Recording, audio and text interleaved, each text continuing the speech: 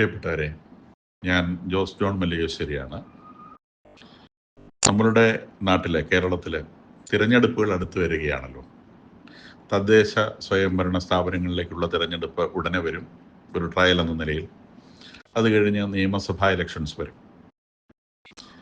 നമ്മൾ ക്രിസ്ത്യാനികൾ എല്ലാവരും രാഷ്ട്രീയമായി വളരെയേറെ ബോധമുള്ളവരാണ്. ഒരുപക്ഷെ കേരളത്തിൽ ക്രിസ്ത്യാനികളെപ്പോലെ പത്രം വായിക്കുകയും രാഷ്ട്രീയ സാഹചര്യങ്ങൾ മനസ്സിലാക്കുകയും അനലൈസ് ചെയ്യുകയും ഡിസ്കസ് ചെയ്യുകയും ഒക്കെ ചെയ്യുന്ന സമൂഹം വേറെ ഉണ്ട് എന്ന് എനിക്ക് തോന്നുന്നില്ല. എല്ലാ ക്രിസ്ത്യാനികളും പൊളിറ്റിക്കലി അങ്ങേയറ്റം അവെയറാണ്. അപ്പം ഞാൻ എൻ്റെ അടുത്ത കാലത്ത്, ഞാനിപ്പോൾ റിട്ടയർ ചെയ്തതിന് ശേഷം രാഷ്ട്രീയ കാര്യങ്ങളിൽ കുറച്ച് കൂടുതൽ താല്പര്യം എടുക്കുന്നുണ്ട്. ഇലക്ഷനിൽ മത്സരിക്കാനൊന്നുമല്ല. ഞാൻ ഒരു കാലത്തും ഒരു പാർട്ടിയുടെയും മെമ്പർഷിപ്പ് കയ്യിൽ വെച്ചിട്ടുള്ള ആളല്ല. എങ്കിലും നമ്മളുടെ കുടുംബപരമായി നമ്മൾ ഓരോരുത്തരും പിന്തുടർന്നു പോരുന്നത് പോലെ ഞാനും ഒരു കോൺഗ്രസ് അനുഭാവിയായിരുന്നു അടുത്ത കാലം വരെ. ആ അനുഭാവത്തിൽ ഞാൻ മാറി. അതിനുള്ള കാരണങ്ങൾ ഞാൻ വിശദീകരിക്കാം. അപ്പോൾ എൻ്റെ രാഷ്ട്രീയ നിരീക്ഷണത്തിൽ ഞാൻ മനസ്സിലാക്കിയ ചില കാര്യങ്ങൾ അത് നിങ്ങളുമായി പങ്കുവെക്കുന്നതിന് വേണ്ടിയാണ് ഈ ഓഡിയോ പ്രിപ്പയർ ചെയ്യുന്നത്. കേരളത്തിലെ ക്രിസ്ത്യാനികൾക്ക് കോൺഗ്രസുമായുള്ള ബന്ധം അഭേദ്യമായ നിലയിൽ ശക്തമായിരുന്നു. അത് കോൺഗ്രസ് അല്ലെങ്കിൽ കോൺഗ്രസിന്റെ വേറൊരു രൂപമായ കേരള കോൺഗ്രസ്, ഈ രണ്ട് രീതിയിലാണ് നമ്മൾ ഇതിനോട് ബന്ധപ്പെട്ടിരുന്നത്. കേരള കോൺഗ്രസ് നമുക്കറിയാവുന്ന പോലെ പി ടി ചാക്കോ കോൺഗ്രസിൽ നിന്ന് ഒരു പ്രത്യേക സാഹചര്യത്തിൽ അദ്ദേഹത്തിന് വേർപിരിഞ്ഞു പോവേണ്ട സംഗതി ഉണ്ടായപ്പം കോൺഗ്രസിന്റെ തന്നെ നയപരിപാടികളുമായി മുന്നോട്ട് പോകുന്ന അതിലെ വേറൊരു വിഭാഗം എന്ന നിലയിൽ പി ടി ചാക്കോയുടെ നേതൃത്വത്തിൽ രൂപം കൊണ്ട കേരള കോൺഗ്രസ് ആണ് തിരുവിതാംകൂറിലൊക്കെ വളരെ ശക്തമായിരുന്നത്. നമ്മളുടെ ഈ പ്രദേശങ്ങളിലുമൊക്കെ ഉണ്ടായിരുന്നു.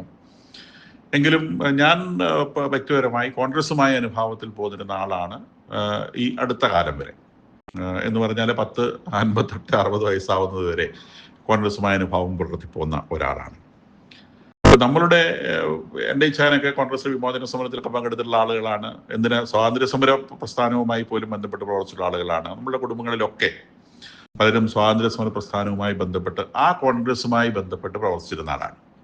അപ്പം അന്ന് ഗാന്ധിജിയുടെ അവദാനങ്ങളൊക്കെ കേട്ട്, നെഹ്റുവിനെ കുറിച്ച് കേട്ട്, വല്ലഭായ് പട്ടേലിനെ കുറിച്ച് കേട്ട്, കോൺഗ്രസിന്റെ ചരിത്രം കേട്ട്, പാലായിൽ നെഹ്റു പ്രസംഗിക്കാൻ വന്നതിനെ കുറിച്ച് കേട്ട്, വിമോചന സമരത്തിന്റെ അന്ത്യം അല്ലെങ്കിൽ അതിന്റെ അവസാനം മാർക്സിസ്റ്റ് ഗവൺമെന്റ് വീഴുന്നത് പാലായിൽ നെഹ്റു പ്രസംഗിക്കാൻ വന്ന ശേഷമാണെന്നുള്ള വീരകഥകളൊക്കെ കേട്ട്, അന്ന് ജനക്കൂട്ടത്തിന് നേരെ വെടിവെക്കാൻ വന്ന EMSന്റെ പോലീസിന്റെ തോക്കെ കയറി പിടിച്ച ചേട്ടന്മാരുടെ ധൈര്യത്തെക്കുറിച്ചുള്ള കഥകൾ കേട്ട് അങ്ങനെ അഭിമാന വിജൃംഭിതരായി നമ്മളൊക്കെ കോൺഗ്രസ്സുകാരായി ജീവിച്ചവരാണ്.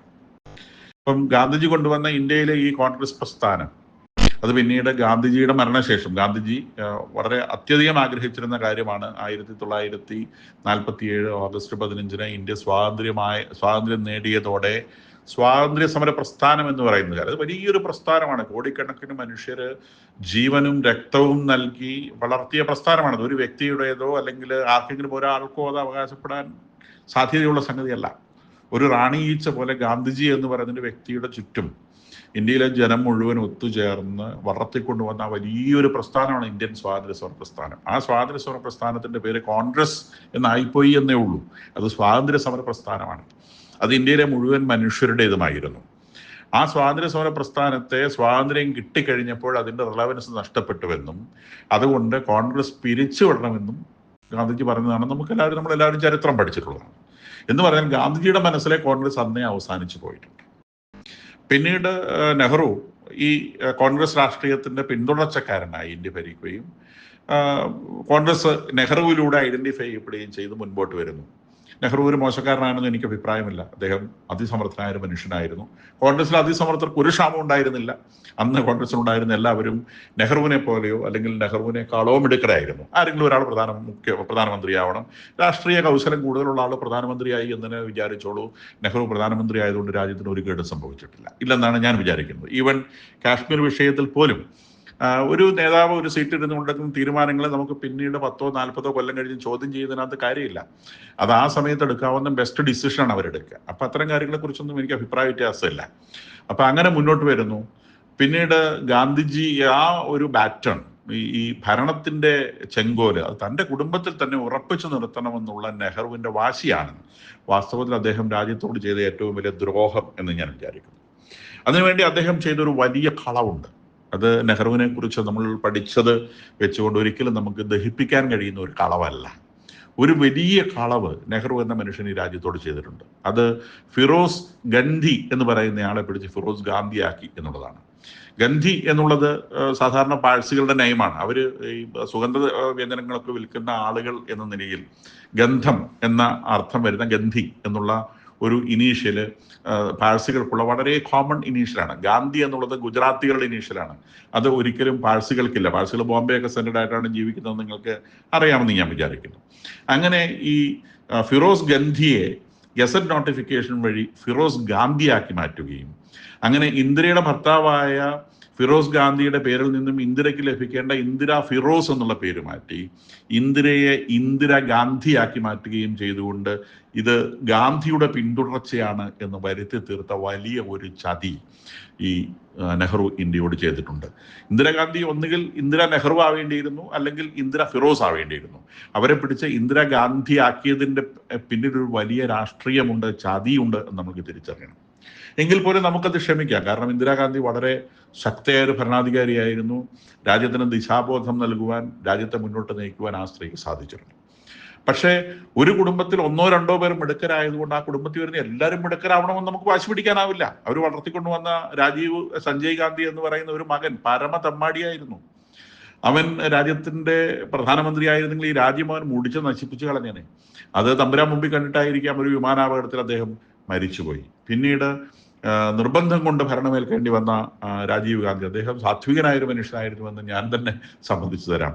അദ്ദേഹത്തിന് ഒരു താല്പര്യമില്ലാത്തൊരു കസേരയിൽ എല്ലാവരും കൂടി അദ്ദേഹത്തെ പിടിച്ചിരുത്തുകയും അദ്ദേഹം ഒരിക്കലും സമർത്ഥനായ ഒരു പ്രധാനമന്ത്രി ആയിരുന്നു നമുക്ക് പറയാനാവില്ല. പക്ഷേ അന്ന് അദ്ദേഹത്തിന്റെ ചുറ്റുമുണ്ടായിരുന്ന കോൺഗ്രസിലെ അതിസമർത്ഥരായ മനുഷ്യരെ ഉപയോഗിച്ച് വലിയ കേടുകൂടാതെ ഈ രാജ്യത്തെ മുൻപോട്ട് നയിക്കുവാൻ അദ്ദേഹത്തിന് സാധിച്ചു. അദ്ദേഹവും കൊല്ലപ്പെട്ടു എന്ന് നമുക്കറിയാം. പിന്നെ അദ്ദേഹത്തിന്റെ മകനായിട്ട് വന്ന ഈ രാജീവ് ഗാന്ധിയുടെ പേര് ശരിക്കും രാജീവ് ഗാന്ധി എന്നല്ലല്ലോ വരേണ്ടത്, രാജീവ് ഫിറോസ് എന്നല്ലേ വരേണ്ടത്. അവിടെയും ഗാന്ധി കൊണ്ട് ചേർത്തു. എന്തിന്? ഈ നുണ, ഈ കളവ്, ഈ പറ്റിക്കൽ ഇത് തുടർന്നു കൊണ്ടുപോകാൻ വേണ്ടി. ഇനി രാജീവ് ഗാന്ധിക്ക് മകനുണ്ടായാലും അവനും പിന്നെയും ഗാന്ധിയാണ്. അവൻ ഒരിക്കലും രാഹുൽ രാജീവ് അല്ല. അവന്റെ പേര് രാഹുൽ രാജീവ് എന്നാണ് വരേണ്ടത്. സോണിയാഗാന്ധിക്ക് ഗാന്ധിയുമായി എന്ത് ബന്ധം? സോണിയാഗാന്ധിയുടെ പേര് സോണിയ രാജീവ് എന്നാണ് വേണ്ടത്. ഈ ഗാന്ധി എന്നുള്ള പേര് മോഷ്ടിച്ച് ഈ രാജ്യത്തിലെ പ്രധാനമന്ത്രി കസേരയിൽ സ്ഥിരമായിരിക്കണമെന്ന് വാശി പിടിച്ച ഒരു കുടുംബത്തെ നിങ്ങൾ അവിടെ കാണേണ്ടി വരും. ഇന്നൊരു പൊട്ടച്ചെറുക്കൻ അതിന് മുമ്പിൽ നിന്ന് എനിക്ക് ആ കസേര ഇരിക്കണം എന്ന് പറഞ്ഞ് നിലവിളിക്കുന്നത് നിങ്ങൾക്ക് കാണാം. യാതൊരു ശേഷിയും ഇല്ലാത്തൊരുത്തൻ, ഒരു ആവറേജ് രാഷ്ട്രീയക്കാരന്റെ കഴിവ് പോലും ഇല്ലാത്തൊരുത്തൻ, വോട്ട് ചോരി എന്നൊക്കെ പറഞ്ഞുകൊണ്ട് പൊട്ടത്തരവും പറഞ്ഞുകൊണ്ട് വരുന്ന ഒരുത്തൻ. ഇവൻ രാഷ്ട്രീയം അറിയാമോ? സാധാരണ വോട്ടേഴ്സിനെ സ്വാധീനിക്കാൻ പറയേണ്ട വിഷയങ്ങൾ എന്താണെന്ന് അറിയാമോ? ഈ രാഷ്ട്രത്തിൽ നിരന്തരമായി നിൽക്കുമോ? ഇന്നിവിടെ പ്രസംഗിക്കും, നാളെ അവനെ കാണാൻ അർജന്റീനയിൽ പോകണം. അങ്ങനെ ഒരു നേതാവിനെയും വെച്ചുകൊണ്ട് നിൽക്കുന്ന ഈ കോൺഗ്രസിന് രാജ്യത്തോട് യാതൊരു പ്രതിബദ്ധതയുമില്ല എന്ന് നിങ്ങൾ മനസ്സിലാക്കണം. അധികാരം കൈയിട്ട് വരാൻ വേണ്ടി മാത്രം ആണ് ഇന്ന് ദേശീയ തലത്തിൽ കോൺഗ്രസ് നിൽക്കുന്നത്. അതിന് ദേശീയ തലത്തിൽ യാതൊരു റിലവൻസും ഇല്ല. അപ്പം അതിൻ്റെ വോട്ട് ബാങ്ക് നഷ്ടപ്പെട്ടതിൻ്റെ ഭാഗമായി അത് മുസ്ലിം പ്രീണനം എടുത്ത് മുൻപിൽ വെക്കുകയും ആ മുസ്ലിം പ്രീണനത്തിൻ്റെ ഭാഗമായി അങ്ങനെ പ്രീണിപ്പിക്കപ്പെട്ടു വരുന്ന വിഭാഗം ഞങ്ങൾ വോട്ട് തരാം, പകരം രാജ്യത്തെ ഞങ്ങൾ വിഴുങ്ങും എന്നുള്ള ഒരു നിലപാടിലേക്ക് മുസ്ലിം ഭീകരത വളരുകയും ചെയ്തു എന്നുള്ളത് നമുക്കെല്ലാവർക്കും അറിയുന്ന കാര്യമാണ്. ഇന്ന് രാജ്യം നേരിടുന്ന ഏറ്റവും വലിയ ഭീഷണി മുസ്ലിം ഭീകരതയാണ്, മുസ്ലിം ഭീകര പ്രസ്ഥാനങ്ങളാണ്. കഴിഞ്ഞ ദിവസവും ഡൽഹിയിൽ പൊട്ടിത്തെറിച്ചു, നിരവധി ആളുകൾ കൊല്ലപ്പെട്ടു. ഇത് രാജ്യത്തിന് വലിയൊരു ആഘാതം ഏൽപ്പിക്കുവാൻ വേണ്ടി പ്രിപ്പയർ ചെയ്ത ഒരു കൊലപാതക ശൃംഖലയായിരുന്നു എന്നും 50,000-ത്തിലധികം ആളുകളെ കൊന്നൊടുക്കുവാൻ വേണ്ടി അവർ പ്ലാൻ ചെയ്തിരുന്നു എന്നുമൊക്കെ ഇന്റലിജൻസ് കഥകൾ പുറത്തു വന്നുകൊണ്ടിരിക്കുകയാണ്. രാജ്യം നേരിടുന്ന ഈ വലിയ ഭീഷണിക്ക് മറയായി നിൽക്കുന്നത് കോൺഗ്രസ് ആണ് എന്ന് ഓർക്കണം. അവർ പറയുന്നത് ഇത് മോഡി പൊട്ടിച്ചതാണ്, ബീഹാർ ഇലക്ഷന് പൊട്ടിച്ചതാണെന്നൊക്കെ പറഞ്ഞുകൊണ്ടുള്ള പൊട്ടക്കഥകളുമായി നമ്മുടെ മുൻപിൽ സത്യം വന്നു നിൽക്കുമ്പോൾ, അപ്പോൾ ഞാൻ അതിൻ്റെ വിശദീകരണങ്ങളിൽ കൂടുതൽ പോകുന്നതിന് ഞാൻ പറയാൻ ഉദ്ദേശിച്ച കാര്യം അതല്ല.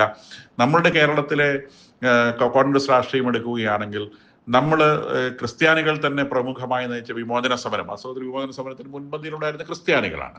അങ്ങനെ വിമോചന സമരത്തിലൂടെ EMS ഗവൺമെന്റ് വീഴുന്നു, കോൺഗ്രസ് ഭരണം പിടിക്കുന്നു. ആ ഭരണത്തിൽ ക്രിസ്ത്യാനികൾക്ക് വലിയ മേൽക്കൈ ഉണ്ടായിരുന്നു എന്നുള്ളത് അനിഷേധ്യമായ സംഗതിയാണ്. 1950-കളിലും 60-കളിലും 70-കളിലും കേരളം ഭരിച്ചിരുന്ന ഗവൺമെന്റുകളിൽ, കോൺഗ്രസ് ഗവൺമെന്റുകളിൽ ക്രിസ്ത്യാനികൾക്ക് വലിയ സ്വാധീനമുണ്ടായിരുന്നു. അതുകൊണ്ട് തന്നെ ക്രിസ്ത്യാനികളുടെ ആവശ്യങ്ങൾ അഡ്രസ്സ് ചെയ്യപ്പെട്ടിരുന്നു. പക്ഷേ 80-കൾ മുതൽ നമ്മളുടെ ശക്തി വീക്കായി തുടങ്ങി. മുസ്ലിങ്ങൾ കൂടുതൽ കൂടുതൽ ശക്തി എക്സേർട്ട് ചെയ്യാൻ തുടങ്ങി. അതിൻ്റെ ഒരു കാരണം ഗൾഫിൽ നിന്നുള്ള പണത്തിൻ്റെ വരവും അങ്ങനെ മുസ്ലിം സമുദായത്തിൻ്റെ ഉയർത്തെഴുന്നേൽപ്പുമാണ് എന്ന് നമുക്ക് തിരിച്ചറിയാനായി സാധിക്കും. അങ്ങനെ ആ സമൂഹം ആ പണത്തിൻ്റെ ബലത്തിൽ ശക്തി പ്രാപിക്കുകയും കാർഷിക സാധനങ്ങളുടെ വിലകൾ കുറഞ്ഞു പോയതോടെ ക്രിസ്ത്യൻ സമുദായം പതിയെ പതിയെ മെലിഞ്ഞു വരികയും നമ്മളുടെ ആളുകൾ വിദേശത്തേക്ക് പോകുന്നതോടെ നമ്മുടെ ശക്തി കുറഞ്ഞു വരികയും ഒക്കെ ചെയ്യുന്ന സാഹചര്യങ്ങളിൽ മുസ്ലിം ലീഗ് കേരളത്തിലെ UDFിൻ്റെ മേലെയുള്ള പിടി മുറുക്കി പണ്ട് കുറുക്കൻ്റെ കഴുത്തല ഞണ്ട് പിടിച്ചതുപോലെ പിടിച്ച് അവസാനം കുറുക്കൻ ഞണ്ടിൻ്റെ പിടിയിലായിപ്പോയ അവസ്ഥയായി. അത് 1990-കൾക്ക് ശേഷം ക്രിസ്തീയ സമുദായത്തിന് കോൺഗ്രസിന്റെ മേലെ വലിയ സ്വാധീനമില്ലായിരുന്നു എന്നുള്ളതാണ് വസ്തുത. പക്ഷെ കരുണാകരന്റെ ഭരണകാലത്ത് കരുണാകരൻ എന്നൊരു വ്യക്തിയിലൂടെ ഇത് കൂടുതൽ എക്സേർട്ട് ചെയ്യാൻ നമുക്ക് സാധിച്ചിരുന്നു.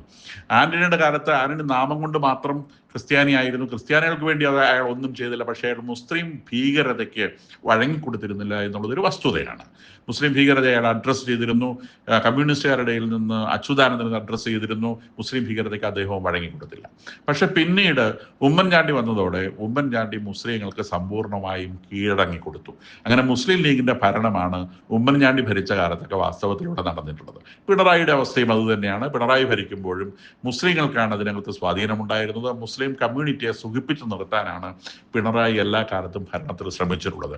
അത് കഴിഞ്ഞ് നമ്മളിങ്ങനെ 2025 എത്തി നിൽക്കുമ്പോൾ ഇന്ന് കോൺഗ്രസിൽ ക്രിസ്ത്യാനികൾക്ക് യാതൊരു സ്വാധീനവുമില്ല എന്നുള്ളതാണ് വസ്തുത. ഇന്ന് കോൺഗ്രസിന്റെ മുഖ്യമന്ത്രി കസേരയ്ക്ക് വേണ്ടി അടിപിടി കൂടുന്ന VD Satheesan, Ramesh Chennithala, K Muraleedharan, KC Venugopal മുതലായ പേരുകളുടെ ഇടയിലൊന്നും ക്രിസ്ത്യൻ പേരുകളില്ല എന്ന് നമുക്കറിയാം. അതായത് കേരള കോൺഗ്രസിന്റെ സമുന്നത സ്ഥാനങ്ങളിൽ നിൽക്കുന്നിടത്തോട് ഒരിടത്തും ഒരു ക്രിസ്ത്യൻ പേരുമില്ല. ഈ ഒരു സംഗതിക്ക് മറപിടിക്കാൻ വേണ്ടിയാണ് അവരെ സണ്ണി ജോസഫിനെ പിടിച്ച് KPCC പ്രസിഡന്റ് ആക്കിയത്. ഒരു ക്രിസ്ത്യാനി എവിടെയെങ്കിലും വേണമല്ലോ.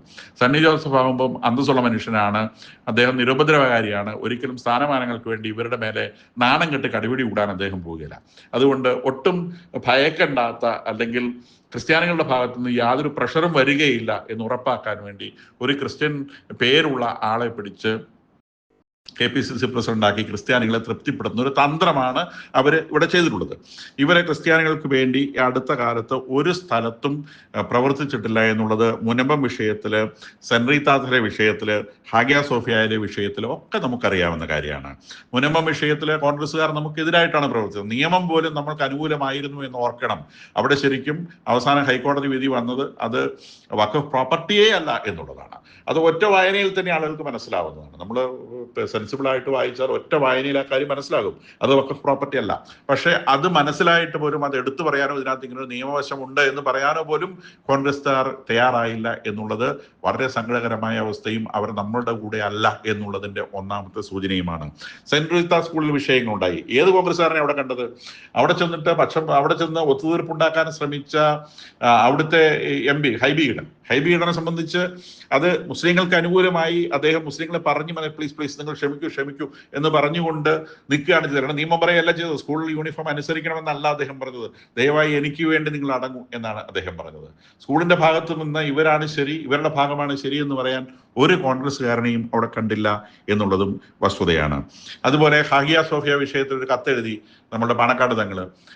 എല്ലാ ക്രിസ്ത്യാനിക്കും വേദന ഉണ്ടാക്കിയ കാര്യമാണ്. വളരെ പുരാതനമായ ഒരു ക്രിസ്ത്യൻ ദേവാലയം മുസ്ലിം മോസ്കാക്കി മാറ്റുമ്പോൾ അതിനെതിരെ പ്രതികരിക്കാൻ ഒരു കോൺഗ്രസ്സുകാരനെയും നമ്മളിവിടെ കണ്ടില്ല എന്ന് മാത്രമല്ല, ഉമ്മൻചാണ്ടിയുടെ മകൻ അവിടെ പാണക്കാട്ട് തങ്ങളുടെ വീട്ടിൽ പോയിട്ട് ഇത് ക്രിസ്ത്യാനിക്ക് വലിയ പ്രശ്നമൊന്നും കാര്യമല്ല, ഇതുപോലത്തെ എത്ര ഹാഗിയ സോഫിയ വേണേലും നിങ്ങൾ എടുത്തോളൂ എന്ന് ഉമ്മൻചാണ്ടിയുടെ മകൻ അവിടെ ചെന്ന് പ്രഖ്യാപിച്ചൊരു വീഡിയോ നമ്മളെല്ലാവരും കണ്ടതാണ്. അപ്പൊ അദ്ദേഹം പ്രൊട്ടസ്റ്റന്റുകാരനാണ്. ക്രിസ്ത്യാനികളുടെ യഹോവ സാക്ഷിയ എന്ന് പറയുന്നു. അതൊക്കെ പുള്ളിയുടെ ഇഷ്ടം പോലെ പുള്ളി ചേർന്നോട്ടെ. ഇനി എന്തായാലും ശരി, ക്രിസ്ത്യാനികൾക്ക് യാതൊരു നമ്പരവും ഇല്ല, എത്ര പള്ളി വേണമെങ്കിലും നിങ്ങൾ എടുത്തോളൂ എന്നൊക്കെ അവിടെ ചെന്ന് പറഞ്ഞ അത്തരം വാക്കുകൾ ക്രിസ്ത്യാനിയെ എത്ര വിലയില്ലാതെയാണ് കോൺഗ്രസ്സുകാർ കാണുന്നത് എന്നുള്ളതിന്റെ സൂചനയാണ്. ഏറ്റവും പ്രധാനമായി എനിക്ക് കോൺഗ്രസിനോട് വെറുപ്പ് തോന്നിയ കാര്യം നാർക്കോട്ടിക്സ് ജിഹാദിനെ കുറിച്ച് കുറവലങ്ങാട് പള്ളിയുടെ അൾത്താരയിൽ നിന്ന് പാലാ ബിഷപ്പ് പറഞ്ഞ ഒരു പ്രസംഗത്തെ ചൊല്ലി VD സതീശൻ ബിഷപ്പിന്റെ മേലെ ചാടിക്കയറിയത് കണ്ടിട്ടാണ് ഞാൻ ആദ്യമായി കോൺഗ്രസ് ഉപേക്ഷിക്കാൻ തീരുമാനിച്ചത്, ആത്യന്തികമായി കോൺഗ്രസ് ഉപേക്ഷിക്കാൻ തീരുമാനിച്ചത്. കാരണം ഒരു പള്ളി എന്ന് പറയുന്നത് ക്രിസ്ത്യാനികളുടെ പ്രൈവറ്റ് സ്ഥലം സ്ഥലമാണ്. ആ പ്രൈവറ്റ് സ്ഥലത്തെ അൽത്താരയിൽ നിന്നുകൊണ്ട് നാർക്കോട്ടിക് ജിഹാദ് എന്ന് പറയുന്ന ഒരു ഭീഷണി ഉണ്ട്, അതിൽ നമ്മളുടെ ആളുകൾ അലേർട്ടായിരിക്കണം എന്നൊരു ബിഷപ്പ് പറയുമ്പോൾ ഒരുത്തനും അത് ചോദ്യം ചെയ്യേണ്ട കാര്യമില്ല. അതറിയാവുന്നത് കൊണ്ട് തന്നെയാണ് മുസ്ലിങ്ങളോ മാർക്സിസ്റ്റുകാരോ ആരും ചോദ്യം ചെയ്തില്ല. പക്ഷെ ചോദ്യം ചെയ്യാൻ ആദ്യം ചാടി വീണത് വി.ഡി. സതീശനാണ്. വി.ഡി. സതീശൻ ചോദ്യം ചെയ്തതിനു ശേഷം മാത്രമാണ് മറ്റുള്ളവർ അതിനെതിരെ ശബ്ദമുയർന്നത്. കാരണം മറ്റുള്ളവർക്ക് സംശയം ഉണ്ടായിരുന്നു, ഇതൊരു പള്ളിക്കകത്ത് വെച്ച് നടന്നൊരു കാര്യമല്ലേ, ഇതിനെതിരെ നമ്മൾ സംസാരിക്കാൻ പാടുണ്ടോ. വി.ഡി. സതീശന് യാതൊരു സംശയം ഉണ്ടായില്ല. അഹങ്കാരിയായ മനുഷ്യൻ, എന്നും ബിഷപ്പുമാരെ താറടിക്കാൻ ശ്രമിക്കുന്ന ആ മനുഷ്യൻ, അയാൾ ചാടി വീണ് ബിഷപ്പിന്റെ മുഖത്തടിച്ചതുപോലെ ഇത്തരം വർത്തമാനം നിങ്ങൾ പറയരുത്, അങ്ങനത്തെ കാര്യമൊന്നുമില്ല എന്ന് അദ്ദേഹം പ്രഖ്യാപിക്കുന്നു. അങ്ങനത്തെ കാര്യമില്ലെന്ന് എന്തന്വേഷിച്ചിട്ട് അയാൾ പറഞ്ഞത്? നമ്മൾ ക്രിസ്ത്യാനികളെ അവർ അത്രയേ വില വയ്ക്കുന്നുള്ളൂ, നമ്മളെ അവരെ പുച്ഛിച്ച് മൂലക്കാക്കിയിരിക്കുകയാണ്. കാരണം ക്രിസ്ത്യാനി എന്നുള്ളത് ഇന്ന് ആരും, കോൺഗ്രസിലുള്ള ആരും ഗൗരവമായി എടുക്കുന്ന ഒരു കാര്യമല്ല. കാരണം ഇവിടെ UDF ജയിക്കുകയാണെങ്കിൽ ഇവിടെ ആര് മുഖ്യമന്ത്രിയാവണം എന്ന് തീരുമാനിക്കുന്നത് പാണക്കാട്ടെ വീട്ടിൽ വെച്ചായിരിക്കും. അത് കൃത്യമായിട്ട് അറിയാവുന്ന ആൾ സതീശനാണ്. അതുകൊണ്ട് ഈ പറയുന്ന എല്ലാവരും, സതീശനായിക്കൊള്ളട്ടെ, വേണുഗോപാൽ ആയിക്കൊള്ളട്ടെ, രമേശ് ചെന്നിത്തല ആയിക്കൊള്ളട്ടെ, എല്ലാവരും അവിടെ പോയി സൂചിപ്പിച്ച് നിർത്തുകയാണ്. കൂടാതെ കോൺഗ്രസ് വലുതായി വളർത്തിക്കൊണ്ടുവരുന്ന ഷാഫി എന്ന് പറയുന്ന ഒരു നേതാവിനെ സപ്പോർട്ട് ചെയ്യുന്നത് ഏത് സമൂഹമാണെന്ന് നിങ്ങളൊന്ന് സൂക്ഷ്മതയോടെ നോക്കുന്നതും നല്ലതാണ് എന്നാണ് എനിക്ക് പറയാനുള്ളത്. ഈ പറയുന്ന നാർക്കോട്ടിക് ജിഹാദിന്റെ പേരിൽ കുരച്ചുകൊണ്ട് ചാടി വീണ സതീശന് ഹാഗിയ സോഫിയ വിഷയത്തിൽ പാണക്കാട് നിങ്ങൾ കത്തെഴുതിയപ്പം ഒരക്ഷരം പോലും മിണ്ടാനുണ്ടായിരുന്നില്ല എന്നുള്ളതും നമ്മൾ ഓർത്തിരിക്കേണ്ട സംഗതിയാണ് എന്ന് മനസ്സിലാക്കണം. അപ്പൊ നമ്മളുടെ രാജ്യത്തിന്റെ അവസ്ഥ തിരിച്ചറിയണം. നമ്മളുടെ രാജ്യം ഇന്ന് നേരിടുന്ന ഏറ്റവും വലിയ ഭീഷണി മുസ്ലിം ഫണ്ടമെന്റലിസമാണ്. നമ്മളുടെ സ്കൂളുകളിൽ കയറി നിറങ്ങാൻ അവസരം വേണം, നമ്മളുടെ സ്കൂളുകളെ വിഴുങ്ങാൻ അവസരം വേണം, ഞങ്ങൾക്ക് തോന്നിവാസം കാണിക്കാൻ അവസരം വേണം, നിങ്ങളുടെ സ്കൂളുകളിൽ ഞങ്ങളുടെ ഇഷ്ടം പോലെ ഞങ്ങൾ പെരുമാറുമെന്ന് പറഞ്ഞുകൊണ്ട് നമ്മളുടെ നേരെ ചാടി വരുന്ന, കുരച്ചു വരുന്ന ഈ കൂട്ടരെ നേരിടാൻ നമ്മൾക്ക് എങ്ങനെ സാധിക്കും? ഇവിടെ ഭരണത്തിൽ വരുന്ന ആളുകൾ നമ്മളുടെ കൂടെ നിന്നില്ല, നമുക്ക് എങ്ങനെ സാധിക്കും? നിശ്ചയമായും ഈ നോർത്ത് ഇന്ത്യയിലെ ആളുകൾ നേരത്തെ തിരിച്ചറിഞ്ഞിട്ടുണ്ട്.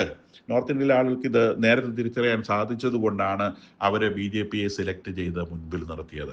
നമ്മൾ വിദ്യാസമ്പന്നരാണെന്നും രാഷ്ട്രീയം പഠിക്കുന്നവരാണ് എന്നും മനസ്സിലാക്കിയിട്ട് നമ്മൾക്ക് ഇത് തിരിച്ചറിയാൻ സാധിച്ചില്ല.